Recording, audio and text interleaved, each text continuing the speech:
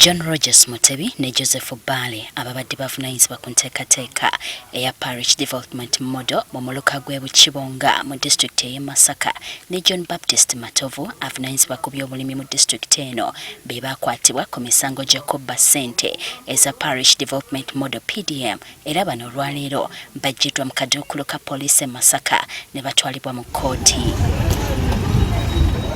Nga batuuse mu kkooti bagasimbaganye n'omulamuzi Joshua Tonjeire era oludda oluwaabi lutegeezezza kkooti nga bano bwe beenyigira mu bubbi bwa ssente za Sako ez'okulaakulanya abantu b'e Bukakkata e Masaka.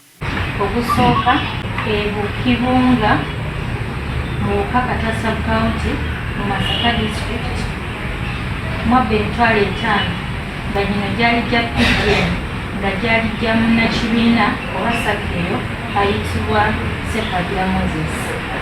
Omusango gw'okubiri bwabwe obukontana n'amateeka Bale Joseph mu mwezi gwa 12 omwaka oguwedde e Mukonzi mu Bukakkata sub-county mu kibuga ky'e Masaka bakuba kigamba todde emitwalo 95 nga zino zaali za PDM oba ekibiina nga zaali za munnakibiina ayitibwa Mukasajufu. Ye John Baptist Matovu asomeddwa nja kulagajjalira mulimu gwe.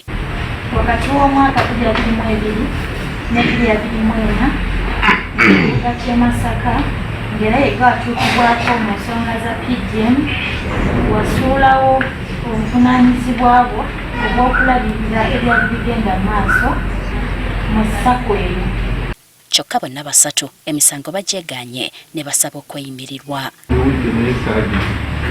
Nga bimaze ennaku 18 okuva bwe nakwatibwa nga ndi mu sseeru bankuumye ndika y'amaka gange omukyala kuno yalina ku kitanda muzito abaana yabaleka waka asanga yayamba. Nsaba okweyimirirwa. Omulamuzi Tonjeire bano abamya akakalu olw'aba beeyimirira obutaba na bisaanyizo. Era bwe batyo basindikiddwa ku alimanda okutuusa nga 23 omwezi guno. Bano bakwatibwa wiiki ewedde abakulu e Masaka nga bakulembeddwa minisita omubeezi ow'obuntubulamu n'empisa Rose Lily Akero bwe baali balondoola empeereza n'enkola ya PDM mu disitulikiti eyo.